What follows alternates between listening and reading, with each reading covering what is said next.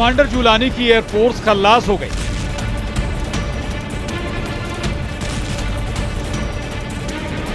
Commander Jolani की naval power का सफाया हो गया। कमांडर जुलानी की ग्राउंड फोर्स 85% क्लीन हो चुकी है। इजराइल के बारूदी तूफान में जुलानी के कट्टर लड़ाके उड़ गए। जुलानी के बाद खामनेई पर हमले से दहल गए एटमी अड्डे।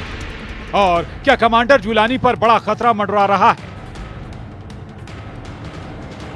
इन सभी सवाल के पीछे एक बड़ा कारण है, वो हालात जो इस वक्त सीरिया में बने हुए हैं। सीरिया को इजराइल से दुश्मनी की भारी कीमत चुकानी पड़ रही है। कमांडर जुलानी, एर्दोआन और ईरान को भी दुश्मनी बहुत महंगी पड़ने लगी। नेतन्याहू ने हाथ आए मौके को बखूबी भुना लिया है। सीरिया में टेरर ग्रुप पर स्ट्राइक का बहाना बनाकर इजराइल दुश्मनों को दम से उखाड़ रहा है। इजराइल के हमले हर गुजरते दिन तेज होते जा रहे हैं, विध्वंस होते जा रहे हैं। नेतन्याहू आर्मी ने बशर अल असद की बनाई सीरिया फोर्स की टोटल तबाही का सैन्य अभियान चला रखा है।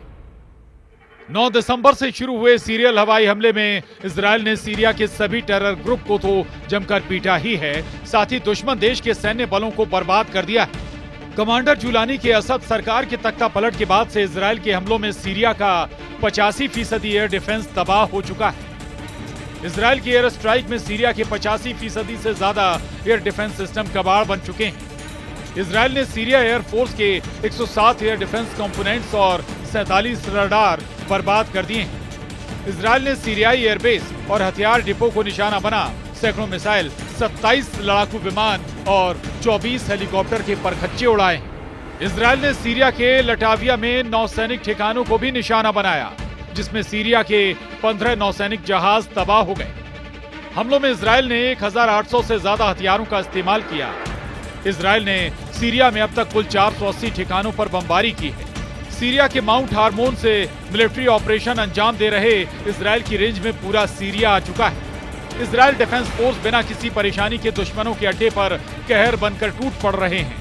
सीरिया के नक्शे पर इजराइल की मौजूदगी कितनी है और उसकी मार कितनी भयानक है, इसे समझिए।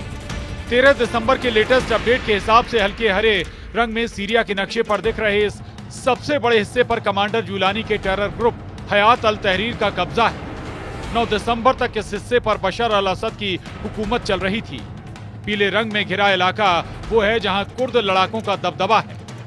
कुर्दों की सीरियन डेमोक्रेटिक फोर्स यहां कब्जा जमाए हुए। फिरोजी रंग में दिख रहे इलाके पर तुर्की के समर्थक सीरियन फोर्स ने कब्जा जमा रखा है। हल्के नीले रंग में दिख रहे इस छोटे से हिस्से में गोलान हाइट्स पर इजराइल का बरसों से कब्जा है। वहीं गाढ़े नीले रंग में दिख रहे इलाके को इजराइल ने 10 दिसंबर को कब्जे में लिया है। एक तरफ कमांडर जुलानी फौजी लिबास उतारकर सीरिया की सत्ता संभालने के सब्जबाग सजा रहे हैं, दूसरी तरफ नेतन्याहू के वॉर प्लान ने ईरान को थर्रा दिया है। टाइम्स ऑफ इजराइल की रिपोर्ट के मुताबिक इजराइल डिफेंस फोर्स ने पीएम नेतन्याहू को जानकारी दी है कि ईरान के एटमी अड्डे को तबाह करने का ये सबसे अच्छा मौका है। रिपोर्ट में दावा किया गया है कि आईडीएफ ने जंगी जेटों से ईरान के एटमी ठिकानों पर हमले की तैयारी भी शुरू कर दी। ईरान के एटमी साइट को निशाना बनाने की कई वजहें आईडीएफ की तरफ से गिनाई गई। इजराइल ने आज तक जो धमकी दी है वो सच हुई है, चाहे वो हमास के सफाए की हो, चाहे हिजबुल्लाह की बर्बादी की हो, चाहे वो सीरिया के टेरर ग्रुप क्यों ना हो। इजराइल जिसे निशाने पर लिया है उसका काम तमाम कर डाला। ईरान तो इजराइल का दुश्मन नंबर 1 है। तमाम फसाद की जड़ को नेतन्याहू उखाड़ फेंकने के लिए तैयार है। अगर ईरान के एटमी साइट को इजराइल दहलाएगा तो टॉप पर जो न्यूक्लियर अड्डा है वो है नतांज, जहां ईरान अंधाधुन यूरेनियम संवर्धन में जुटा है। पश्चिमी मीडिया में दावा किया जाता है कि ईरान के पास 8 से 10 परमाणु बम बनाने के लिए यूरेनियम का भंडार है, लेकिन हाल ही में हुए परमाणु समझौते के बाद ईरान ने यूरेनियम के भंडार को 98% तक कम करने की हामी भरी है। ईरान ने यूरेनियम संवर्धन के स्तर को 3.67% पर रखने की शर्त मान ली। अभी ईरान के पास नतांज और फोर्डो न्यूक्लियर साइट पर यूरेनियम संवर्धन चल रहा है। एटम बम के लिए दूसरे सबसे अहम चीज हैं सेंट्रीफ्यूज। ईरान के पास 20,000 सेंट्रीफ्यूज होने का अनुमान है।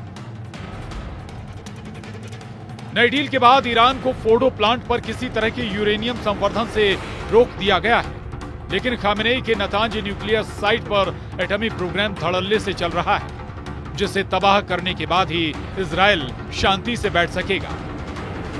हालांकि ईरान के न्यूक्लियर साइट पर हमले के बाद एटमी युद्ध का खतरा सभी हदें पार कर सकता है। पश्चिमी देशों ने भी इजराइल के इस प्लान का पहले ही विरोध कर रखा है। अमेरिका ने भी ईरान के परमाणु ठिकाने पर हमले से इजराइल को बचने की नसीहत दी है, मगर यह भी साफ है कि इजराइल कभी अपने दुश्मन को बख्शता नहीं। ईरान समर्थक फाइटर ग्रुप की बर्बादी इसका प्रमाण है। अब जहां इजराइल के वॉर से कमांडर जुलानी के साथ ईरान भी बैकफुट पर है, तो 4 दिन बाद ही कमांडर जुलानी की कुर्सी हिलने लगी। कमांडर जुलानी ने असद से तो सत्ता छीन ली, लेकिन जुलानी अब एक नई जंग में पड़ गया है।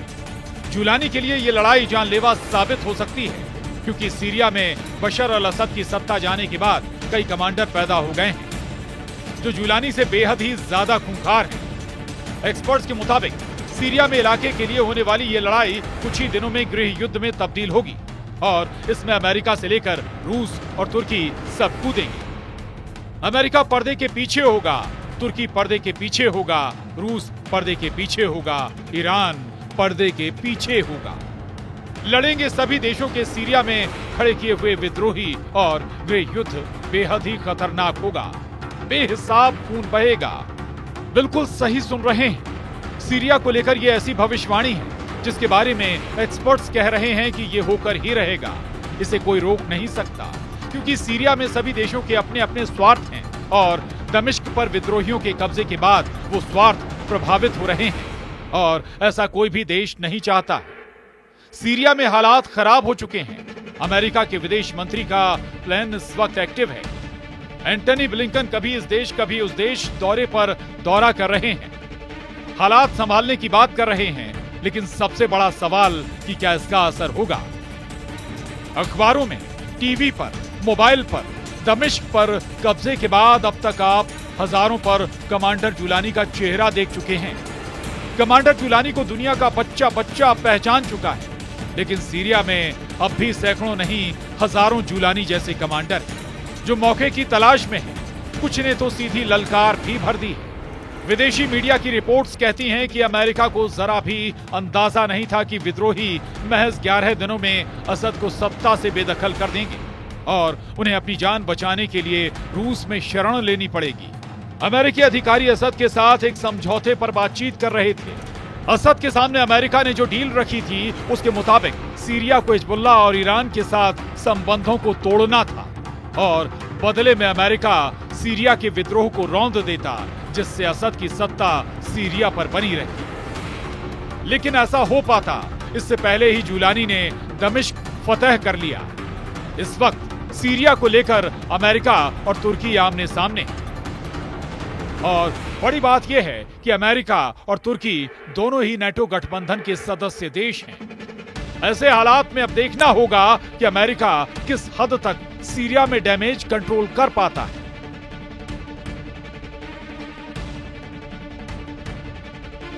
Bureau report, news 18।